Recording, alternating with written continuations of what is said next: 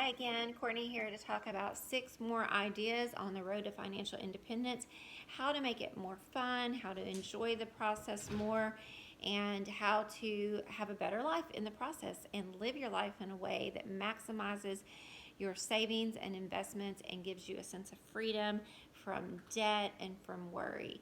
And so, number one today is food expenses. So enjoy learning about food. You can learn to make really simple, cheap meals. There are all kinds of these on the internet, on YouTube. Just inexpensive, frugal, quick 5-minute meals, 10-minute meals, and start to play around and develop maybe 5 or 10 of these ideas that you like and make the recipe cards or write it down in a notebook. But you can really save a lot of money at home by eating at home.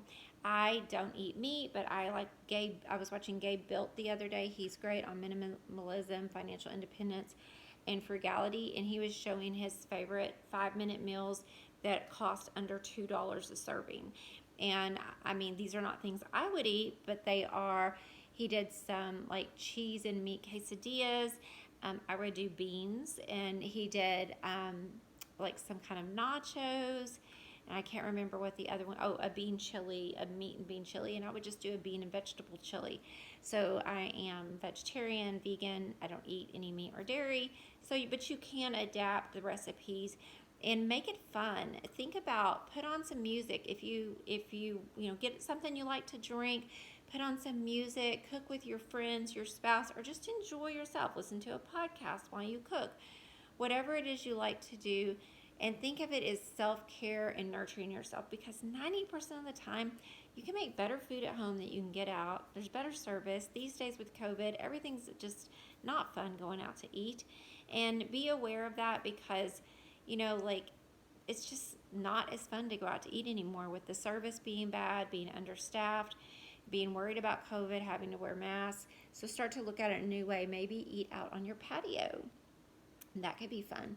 Number 2 is finding ways to have more inexpensive entertainment. In the first video, I talked about making a list of things you enjoy, and as a coach and a stress management specialist, I've been teaching this stuff for years, and most of the time when people make a list of all the things they enjoy, they are not expensive or free.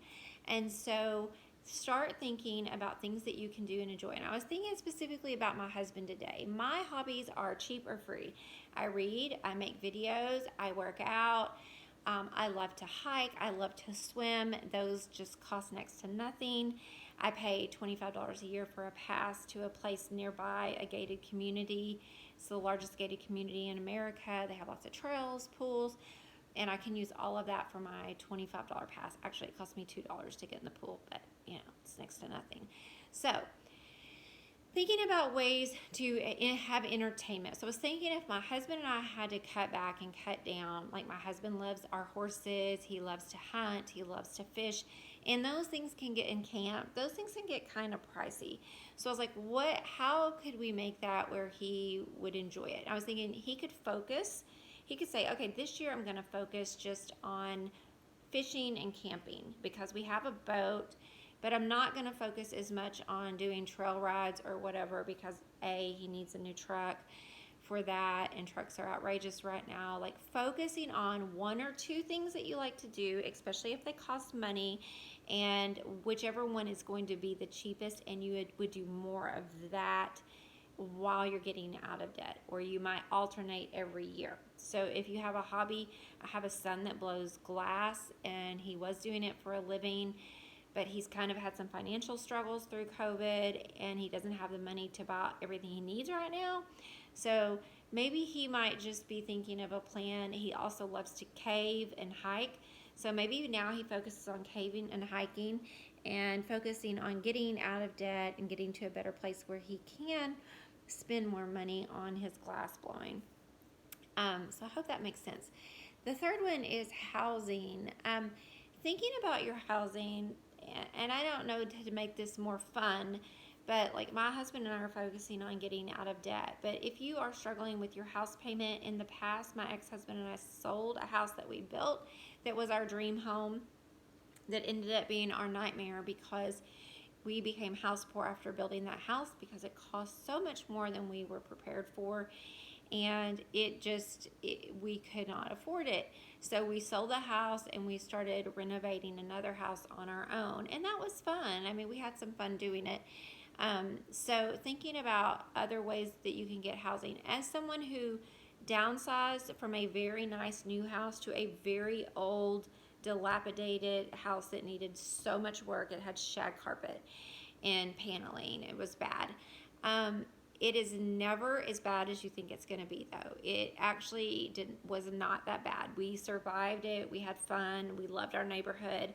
There were some great things about it, and it was so much cheaper for us. So thinking about your housing, if you need a roommate, maybe you could find a way to have a temporary roommate, someone who could stay with you for a while they're transitioning if you don't want a full-time roommate, or think about ways you could get prepared the next time your lease is up for a cheaper place to live. Maybe you move a little further out of town or whatever.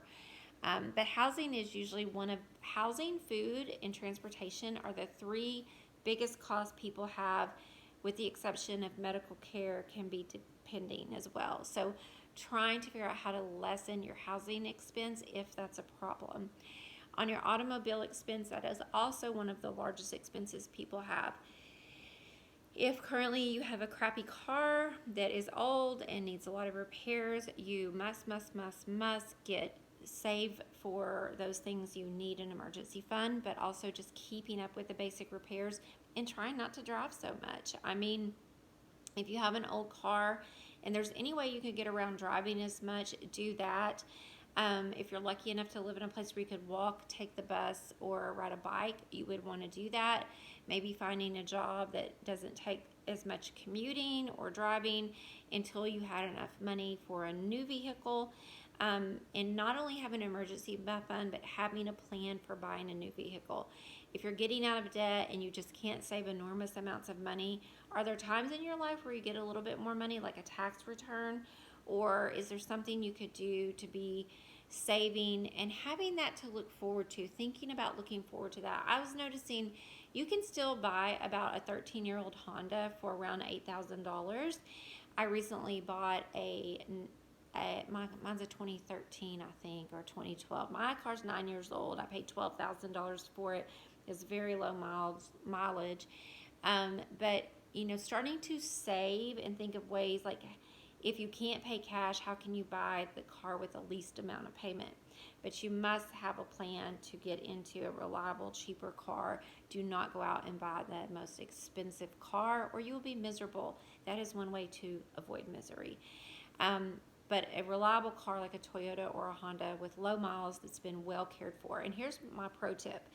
I've bought a lot of used cars. We have 6 kids, so that goes without saying as well.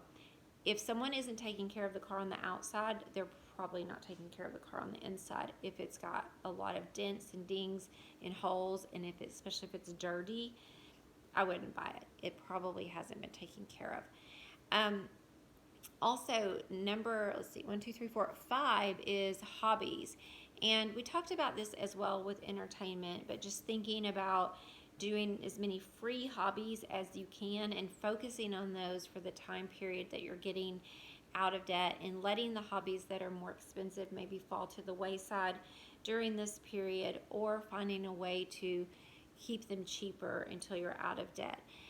Being out of debt is like you have to work to pay those expenses. If you have too much house than you can afford, you've got to work. So you're tied to that job until you get out of debt. So if you want to be financially independent, you got to find a way to do things you enjoy without creating more burden for yourself. And the last one is, if you have a small business, and I bring this up because so many people in the FI world, the financial independence world, end up starting their own businesses. It could be something small like an Airbnb. It could be a rental property. It could be a service. We own a roofing business. I owned a yoga school for 10 years. I've been a contractor, author. We own an Airbnb. Did I say that? But bootstrapping it. If you are lucky enough to get property, or you can have property to Airbnb or to rent, great. But You do not want to go out and start a business getting into more debt when you're already in debt. So you want to think of things, for instance, I will use my son as an example. So he likes to blow glass. Right now he's low on supplies. He needs, like, I think it said like $1,100 worth of supplies, but he's also just really struggling with all of his regular bills. So what he might do is just have something to look forward to, like maybe say, okay, well, I'm going to focus on all this, but I'm going to put $50 a month away for my glass blowing after I get this debt paid off, or whatever. And so just having a plan for how you're going to make that happen and looking forward to that and giving yourself a goal like 6 months from now or a year from now. Having a goal, you're far more likely to make it happen, and having a plan for how you're going to make that goal happen. But if you have a business, you definitely want to have a bootstrapping business, meaning you're not going to go take out a line of credit. You're not going to have a lot of invoices and things like that you owe. When we started our roofing business, my husband was doing it on the side, building fences, decks, and roofing. We didn't go out and take out a bunch of debt. If we got a job, we purchased materials, we hired the crew, things like that. So just be really careful, because I do hear on a lot of these podcasts, and I know people personally who start businesses and then they go out of business because they are not prepared for what they're going to do, or they get themselves in debt because they've been taught the old business school model of you have to have debt to have a business. Total BS. You can run a business just like you run a household. Ask me. We've done it with 3. We have 3 businesses and no debt on those businesses. And we have not had debt on those businesses. All right, so thank you very much. Please give this video a thumb up if you like it, and I appreciate you being here so much. Bye-bye.